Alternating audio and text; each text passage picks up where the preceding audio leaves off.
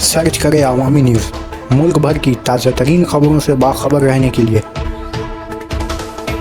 Subscribe करें हमारे channel को और बेल आइकन ज़रूर दबाएं।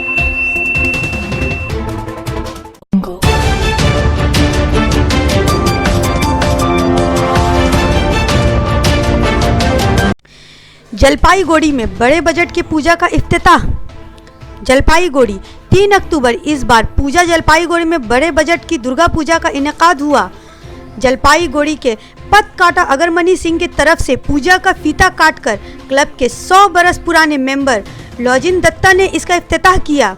इस मुबारक मौके पर जलपाईगुड़ी के एमडी अभिषेक तिवारी, राजगंज के मेंबर असेंबली घगेश्वर राय, एसजेडीआर के चेयरमैन विजय चंद्र मोहन, सदर महकमा इंतजामिया के रंजन दास, इतलात व नशरियात शोबे की अहम शख्सियत सूर्य बनर्जी, बीडीओ ताप्ती साहब पहाड़पुर, जीपी के सरबराह अनीता रावत, मेंबर जयंत राय, जलपाईगुड़ी प्रेस क्लब के मेंबर सौरभ देवचंदन चौधरी समेत पूजा कमेटी के सेक्रेटरी पर देवत दास व दीगर भी इस मौके पर शामिल थे।